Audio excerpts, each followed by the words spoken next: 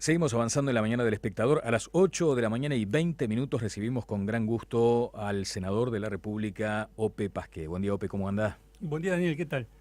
Muy bien, asumirá como diputado por Montevideo, por Vamos Uruguay, en el Partido Colorado, el 15 de febrero, con esas expectativas de una nueva legislatura. ¿Siente que hay mucho para dar?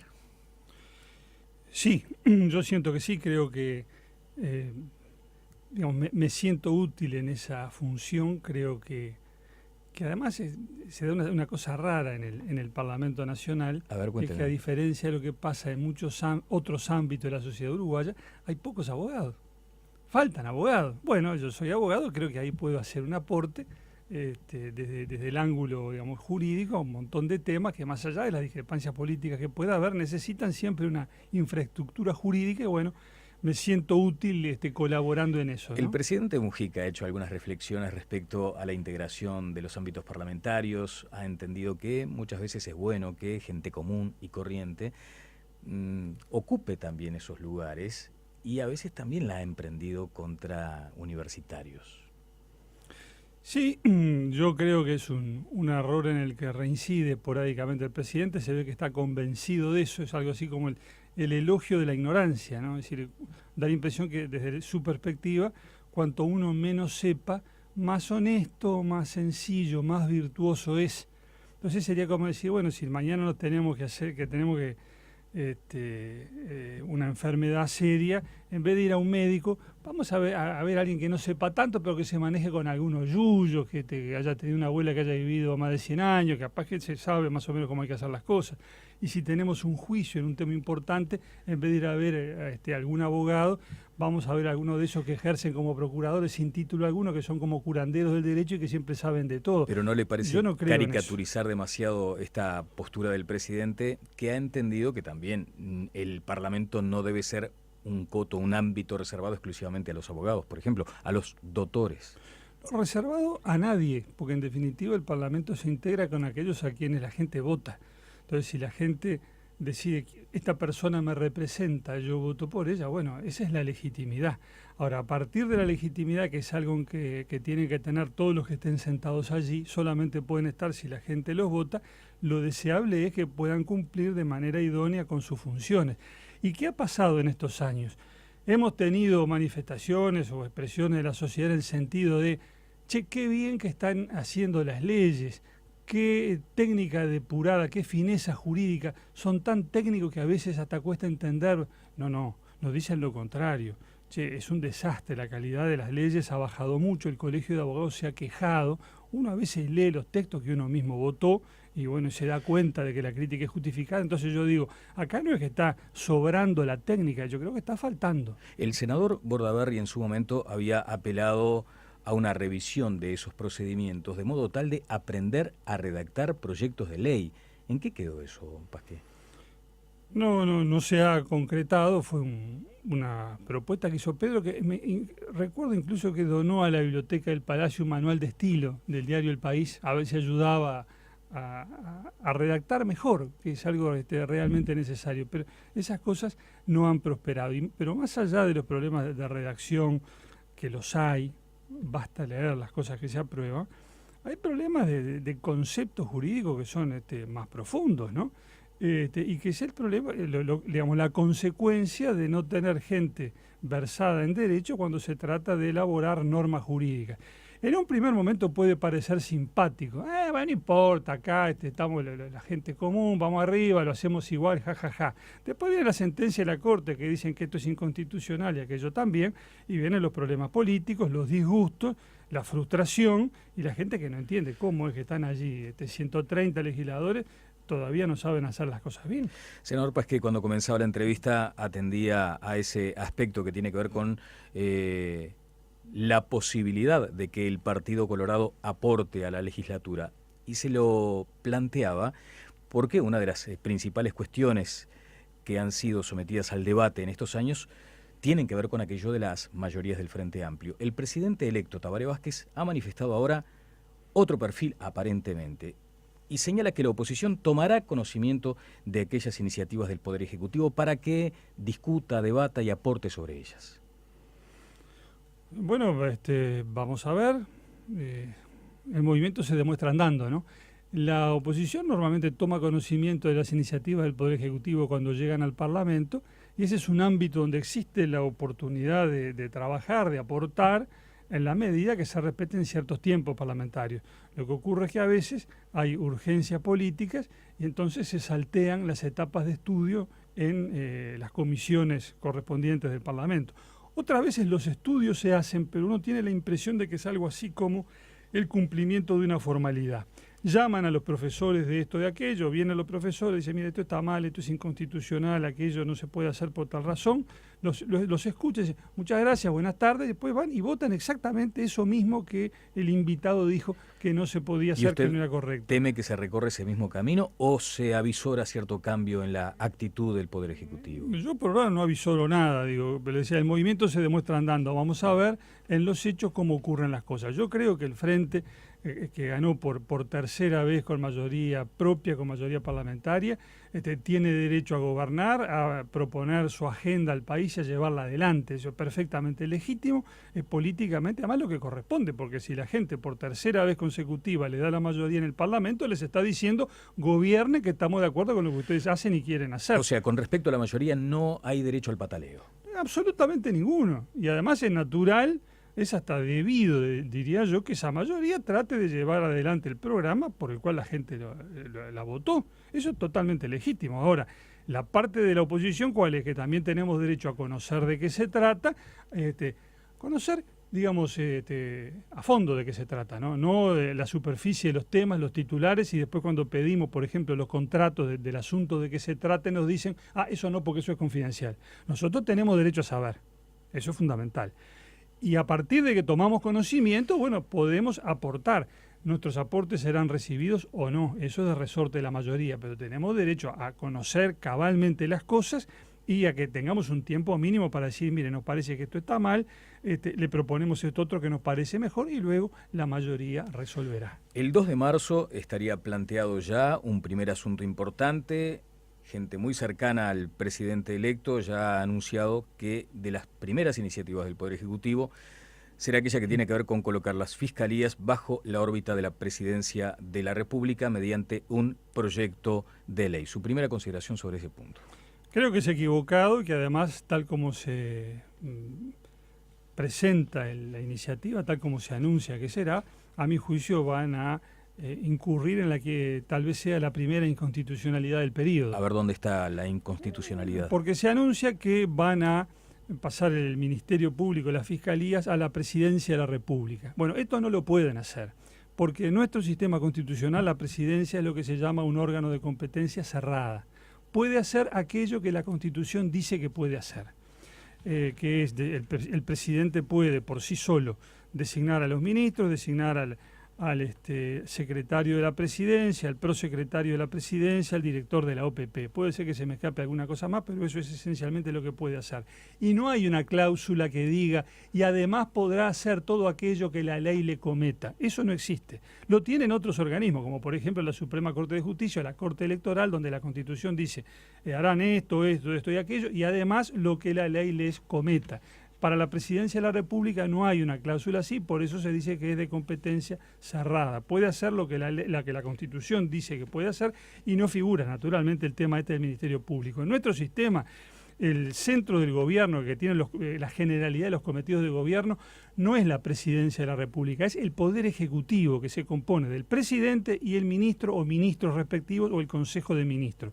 Con la característica siguiente, que al haber un ministro que participa del Poder Ejecutivo, o más ministros que lo hacen, según los asuntos de que se trate, esos ministros responden luego ante el Parlamento, que los puede convocar para que informen y expliquen, y eventualmente para hacer efectiva su responsabilidad política. Lo que está en presidencia no es responsable ante el Parlamento. Nosotros no podemos convocar, por ejemplo, al director de OPP, ni al secretario de la Presidencia, ni al prosecretario para que vayan a informar al Parlamento. Lo podemos invitar amablemente y vendrán si quieren, pero no están obligados a hacerlo. Bien, Ope, esta circunstancia en la que vamos a profundizar en los próximos minutos también proviene de una demanda, de un histórico pedido del sistema. O sea, había una necesidad de cambios y allí también se notaba unanimidad.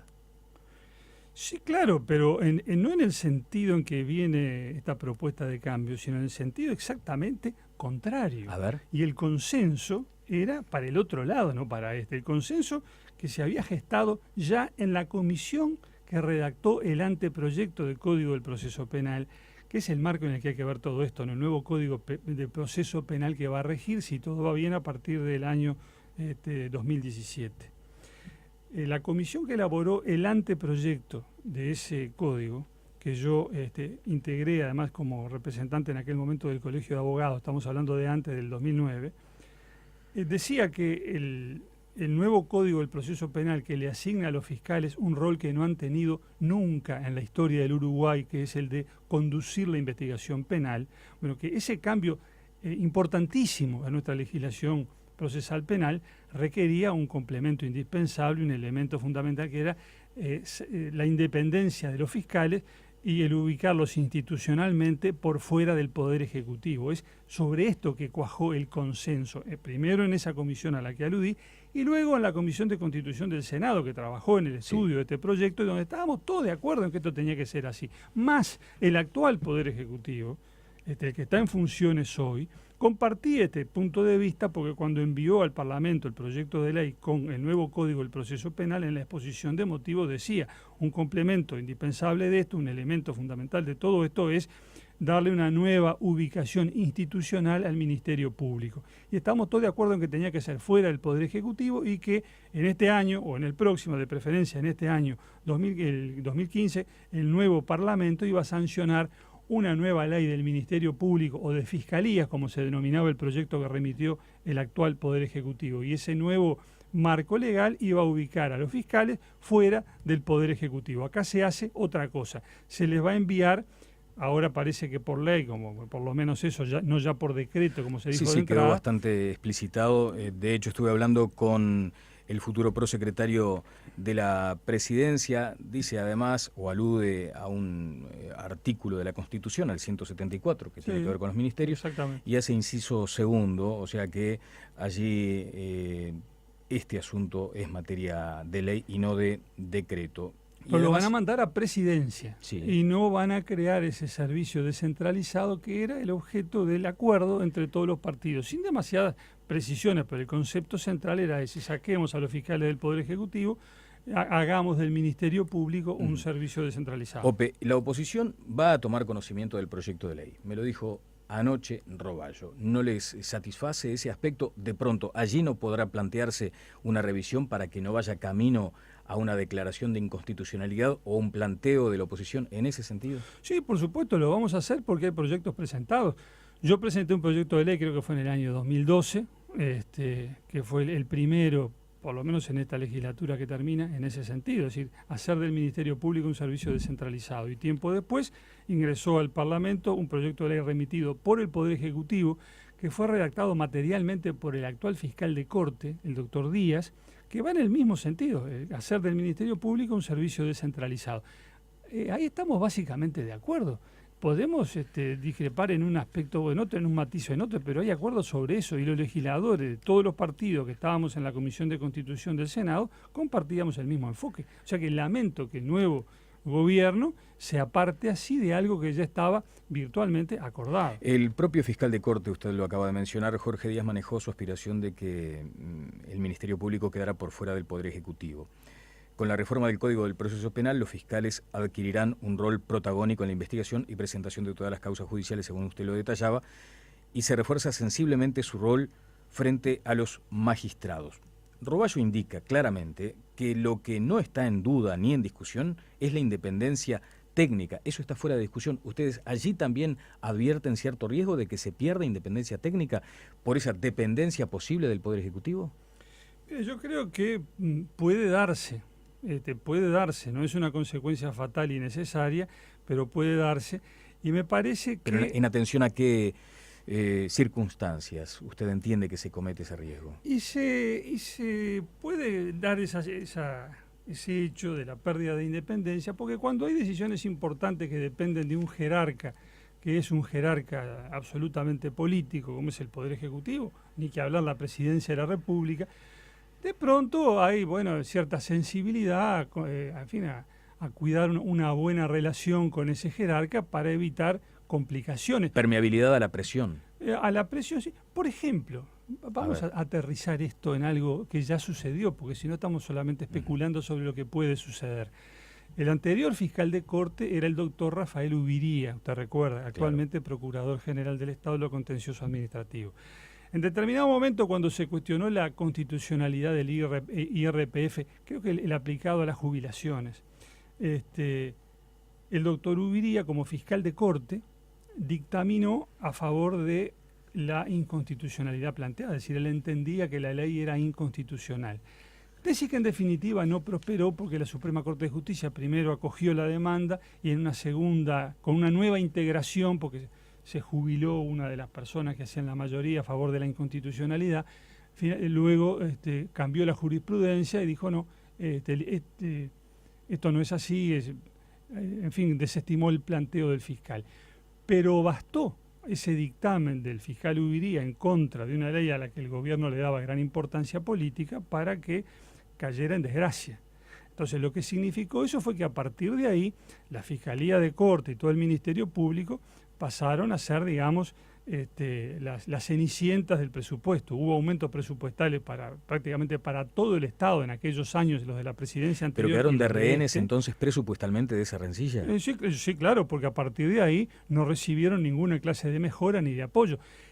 Y lo cual se expresaba no solamente en digamos, lo magro de las asignaciones presupuestales que no daban, eso lo decía el fiscal Ubiría cuando iba al Parlamento, dice, fíjese que en estos tiempos donde todo se informatiza, que hay que trabajar con computadoras, nosotros en nuestra plantilla funcional no tenemos ni un técnico en informática y estamos pidiendo que nos creen un cargo de técnico en informática para atenderla, por lo menos las que se rompen, y nos dicen que no. Hay que apelar a lo que sepan los muchachos que trabajan en los administrativos, algún abogado que se revuelve con la computadora a ver si arreglan algo, porque no nos crean esos cargos.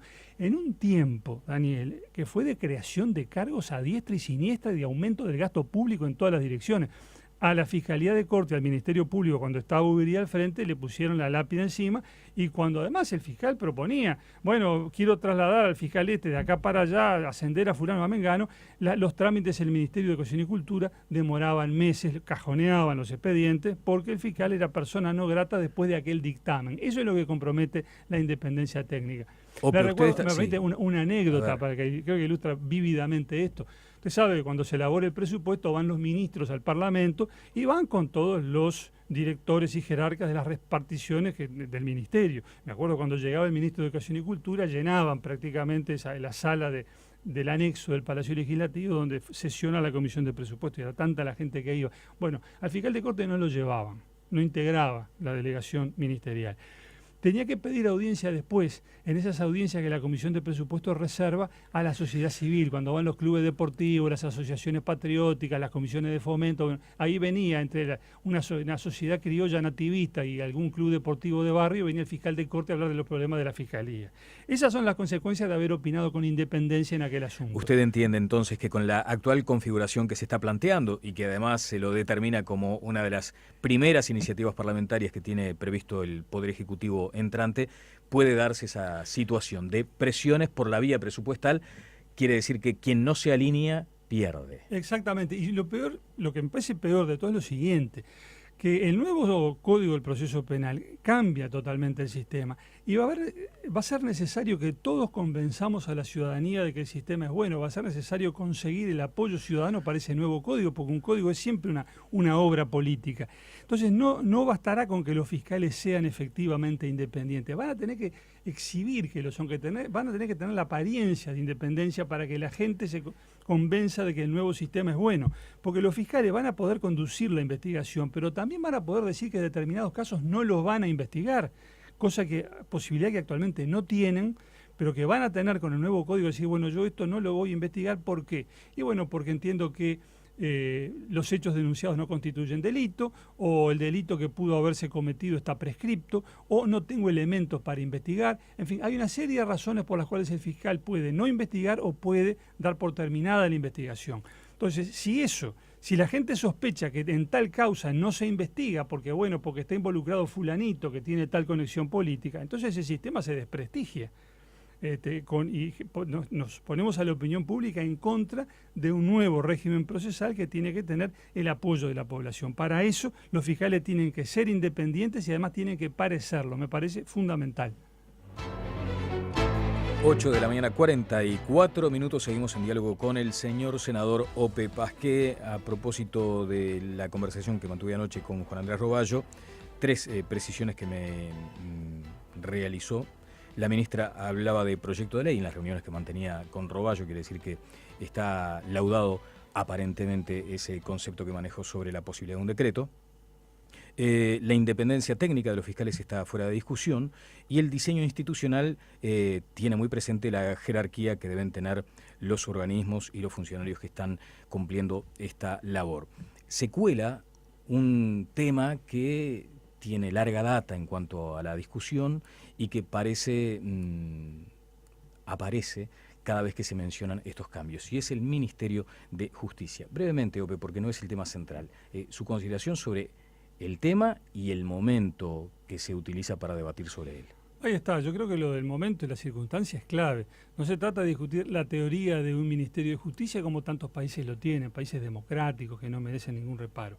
Se trata de ver si en este momento de la vida del país, en esta circunstancia, cuando va a entrar a regir dentro de poco un nuevo código del proceso penal, eso sería oportuno pensar en la creación de un Ministerio de Justicia. Yo creo que no, porque estaríamos dando la impresión a la opinión pública de que estamos creando el instrumento para que el Poder Ejecutivo, es decir, el Poder Político, controle la acción de los fiscales que van a ser los que conduzcan las investigaciones en el proceso penal. Algo así como titiriteros de los fiscales. Exactamente, creo que no sería bueno dar esa impresión, aunque no sea la intención, aunque después en los hechos no sea así, pero la gente puede pensar legítimamente. Mirá lo que pasó.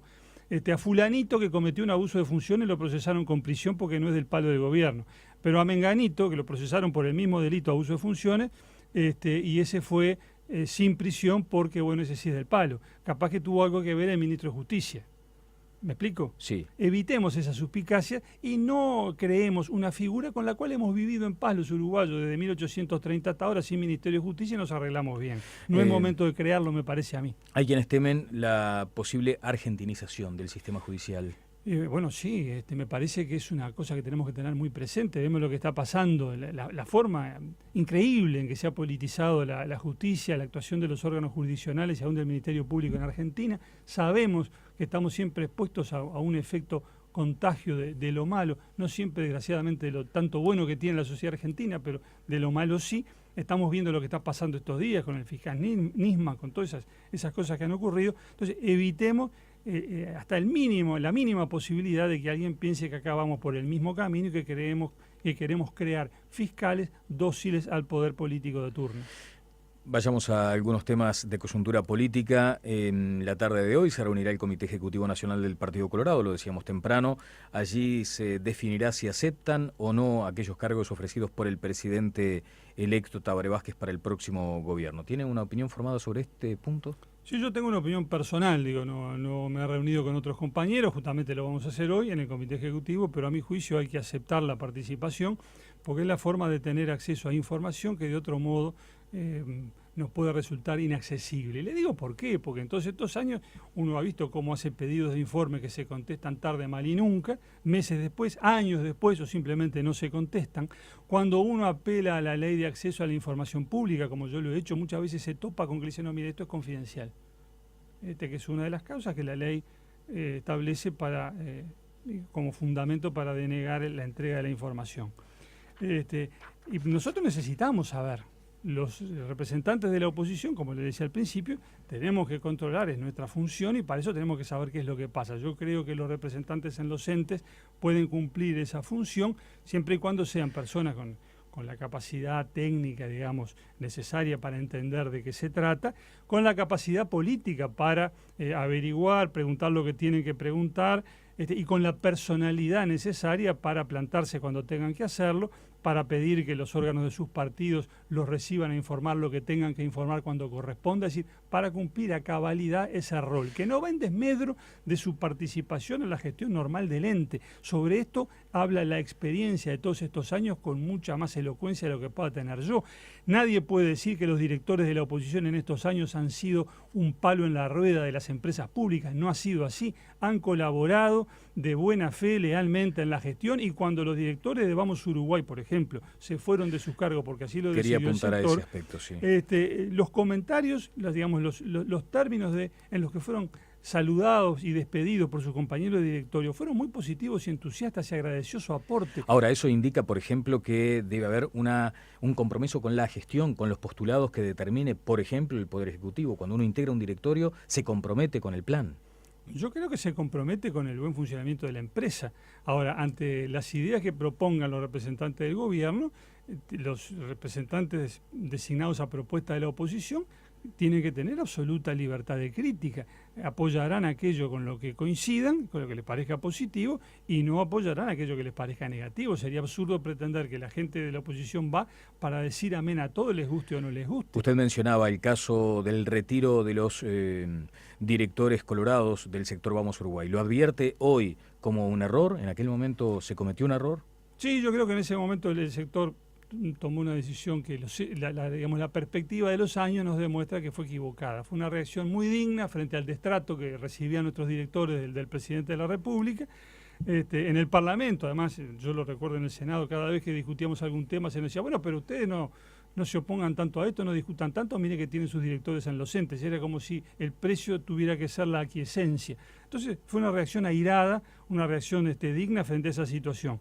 Ahora, mirando en perspectiva, el efecto de aquello pasó rápidamente y el resultado duro y concreto fue que nos quedamos sin información para conocer muchas de las cosas que se hicieron. Y repito, los instrumentos que tenemos, pedido de informes previsto en la Constitución y Ley de Acceso a la Información Pública, no son suficientes para obtener toda la información necesaria en tiempos útiles para la tarea parlamentaria. Cuando usted menciona la Ley de Acceso a la Información Pública, se le advertía en su momento como esa fenomenal capacidad que tenía el ciudadano para acceder a información. ¿Usted entiende que se ha desvirtuado aquel concepto inicial, aquella filosofía que dio lugar a esta institución? Yo creo que sí, creo que esa fue una gran ley y que fue un mérito del Frente Amplio, que tuvo la mayoría legislativa que aprobó esa ley, haber dado ese paso. Yo lo he dicho eso en el Parlamento y lo repito porque me parece que así fue. Ahora después, me parece que en la aplicación se asustaron de lo lejos que habían llegado y empezaron a recortar acá y allá con la reserva, la confidencialidad, esto y aquello, y tenemos algunos ministerios, como el Ministerio del Interior, por lo pronto, que en este periodo dictó una resolución donde declara confidencial prácticamente toda su competencia. ¿Y la competencia del Ministerio del Interior no justifica esa declaración de confidencialidad? Bueno, pero si vamos por ese camino, entonces resulta que absolutamente todo lo que haga el Ministro del Interior es confidencial. Ese resultado es absurdo.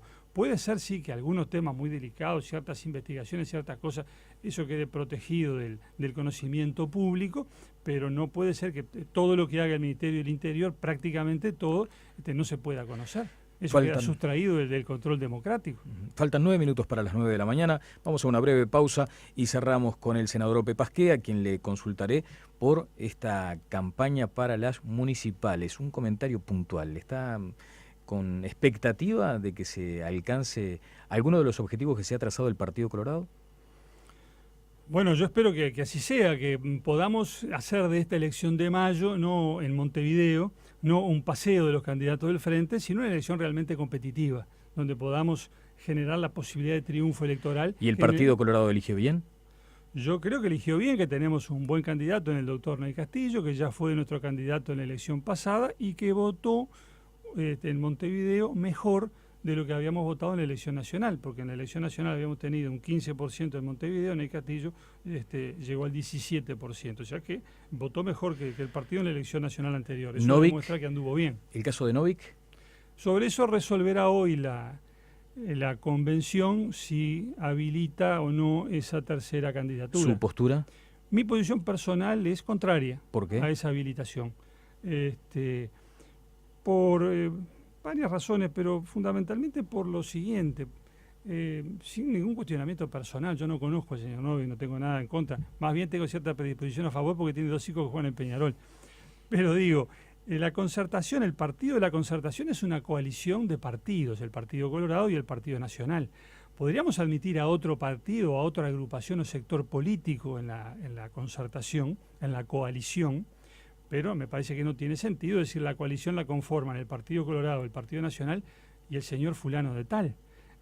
Nuestro sistema electoral y político, desde la Constitución hasta todas las leyes, se basa en los partidos. Cuando uno vota, fíjese que la hoja de votación dice voto por el partido tal y la precedente lista de candidatos. Son sujetos colectivos, porque son los sujetos colectivos los que pueden garantizar que la voluntad popular emitida a través del voto va a tener el tratamiento debido, la consideración debida, las garantías debidas.